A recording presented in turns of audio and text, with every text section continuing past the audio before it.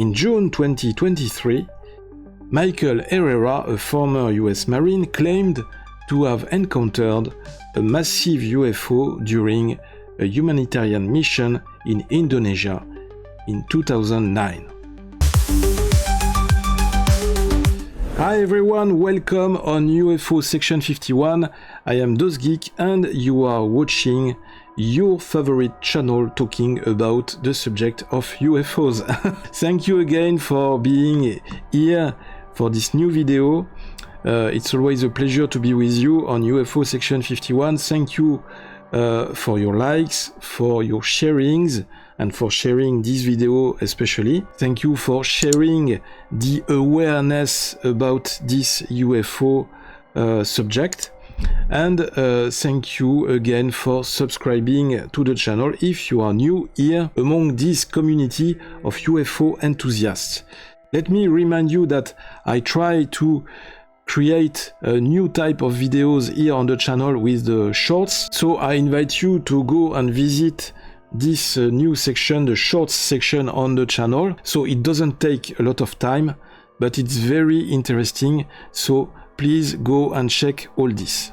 And you will see there is a lot of short videos made during the previous months. Now we are going to talk about a new testimony made by an ex-US Marine. And this testimony was made in June 2023 during a UFO conference organized by Dr. Stephen Greer.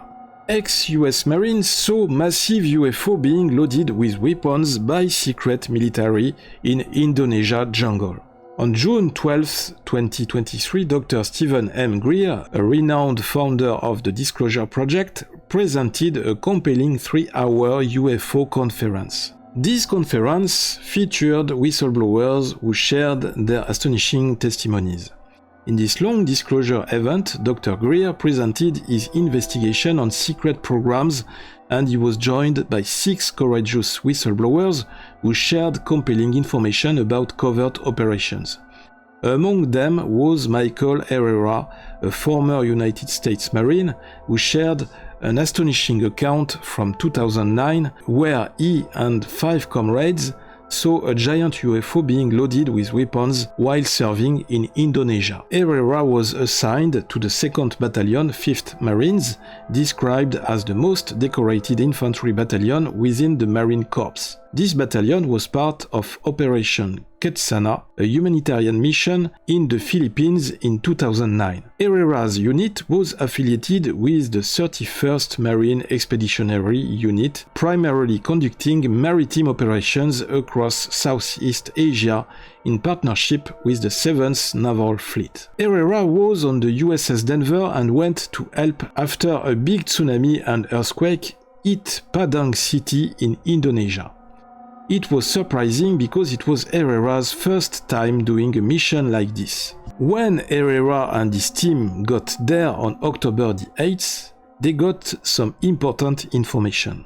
They found out that some of President Obama's family might be there. They knew it was a dangerous place because of the threat from terrorist activities prevalent in Indonesia. His unit was tasked with delivering aid after the devastating earthquake.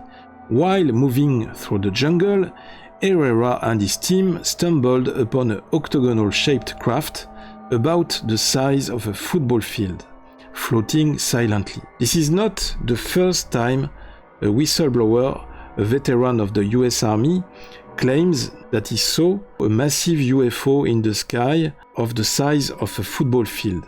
The craft's surface appeared to change colors, transitioning from black to silver. He and his team took pictures and videos of this odd object. He also observed several military personnel, looking American and dressed in black tactical gear without insignias. They were not just any soldiers, they were equipped similarly to elite special operations units, dressed in black camouflage. And they were seemingly loading large crates of weapons onto the craft. Herrera recounts that he and his team were immediately confronted by these armed soldiers who threatened them and ordered them to leave the area. The soldiers warned them not to speak of what they had seen, adding an ominous layer to the encounter. They did not talk to the strange soldiers and moved away carefully. Their main goal was to keep safe and learn more about the unknown flying object and the mysterious soldiers. The unit was later debriefed, and Herrera claims they were coerced into silence about the event. Over a decade later, in 2021, Herrera broke his silence. He believes what he saw that day wasn't just a military operation, but potentially involved advanced extraterrestrial technology.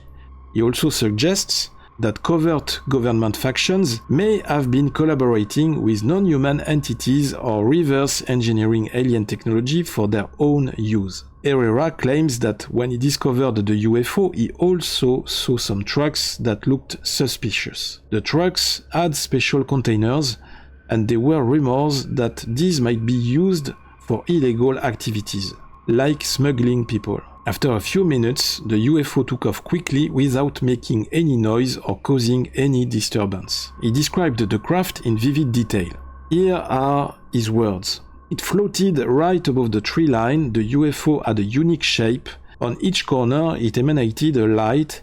It was either red, yellow, green, or blue. Only those 4 colors. I can distinctly remember. This octagonal craft, with its mesmerizing lights, seemed to defy conventional understanding.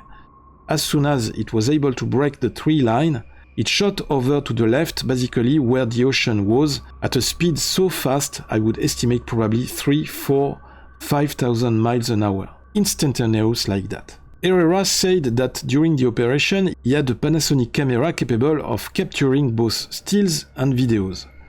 Throughout their mission, he took several photographs and videos, capturing the devastation and potentially more, the UFO. But when Herrera went back to his ship after a trip to Subic Bay in the Philippines for a break, he found his camera in his locker. Sadly, the battery and memory card were gone. When he tried to use it again, it did not work. Herrera felt upset because he realized how important the missing camera parts were to his story. What a pity. Herrera shared more about what he learned from his experience. He talked to people who told him about secret groups that do bad things. These groups hurt people and try to keep their actions hidden, but Herrera also met some good people who wanted to tell the truth about these secret operations. During the event with Dr. Greer, Herrera thought the containers they saw might have drugs. But someone from the group told him they were not drugs. This new information made everyone wonder, what were they really hiding? Why was it so secret? And how does this affect Herrera and his team? Herrera said that these mysterious people have been doing secret stuff since the 1990s. Most of them come from JSOC, Joint Special Operations Command, which is like the top experts in the military. He was careful when talking about them to keep things secret and protect people's identities. Herrera describes a group that works everywhere, not just in one country. They keep their actions hidden and use very advanced machines. To most people, these machines might look like they come from outer space, but they are made by humans. Because no one knows much about them, they can act fast and quietly.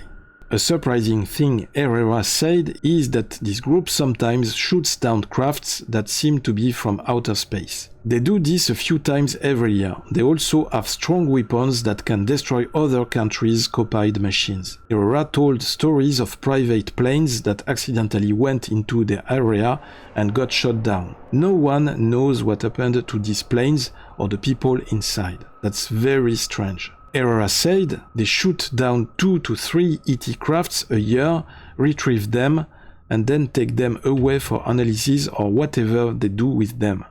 Additionally, they shoot down aircraft from other agencies for reverse engineering purposes. Most of the time, these retrieved crafts are destroyed, they don't return them. They often blow them up or discard them. Herrera's account adds to the growing body of testimonies from military personnel regarding UFO sightings and potential government cover-ups. His story also touches on broader questions about secret military projects and the possibility of extraterrestrial involvement in human affairs. Was this craft part of secret military project, or could it have been of extraterrestrial origin? Are there more witnesses to such incidents who have been silenced or threatened? How much do governments really know about UFOs, and what are they hiding from the public? Could this sighting in Indonesia in 2009 be connected to other UFO encounters involving military personnel around the world? And what are these secret forces that act in the shadows? What are their objectives, and who gives the orders? Well, I think that it will be very difficult to have an answer today to all these questions and to try to understand very clearly what happened this day in 2009 to Michael Herrera. I think that this new testimony about this UFO sighting, this UFO encounter, is another proof, another example of what is really happening in the deep shadows with the deep state in the US. What I am going to say is not very new. There is a lot of important people in the US Congress and in the different offices of investigation on UFOs. A lot of these people, and I will agree with them, they claim that there are some US agencies that are secretly working on reverse engineering technology, using some kind of alien technology or at least non-human technology in order to make some research and in order to develop some new secret weapons, some new very advanced weapons, finally in order to keep this power, because this is always a question of power and a question of money. So what do you think about this new testimony? Do you think that this ex-US Marine is telling the truth, or do you think this is just pure imagination? Another guy who just wants to have some light on him? It's also possible, but there is a lot of chances that this guy is telling the truth. I think that in the future there will be more and more US veterans who will come to the light in order to explain what they really saw in the US Army. And that will be very interesting, and that will help the cause of the UFO research. I will always invite all these soldiers, all these veterans from the US Army and also the armies of other countries to talk publicly about what they saw when they were on duty. They don't want to be criticized, or they don't want to be sanctioned, and it's also possible that some of them may be threatened by officers or some high-ranked military who don't want the truth to come to the light. So guys, thank you for watching. Please leave me your comments in the section below this video. I just want to read your reactions about this subject. Thank you for liking, thank you for sharing these informations about the UFO subject to a majority of people in the world. Of course, if you like this video and if you want to support my work and support the channel, you are free to subscribe to the channel at any time. Thank you for your interest, and we will see very soon in a new video on UFO Section 51. Big kisses to all of you. Keep your eyes on the sky, that's very important. Stay vigilant, and as always, live long and prosper. Bright light in the night. Some things take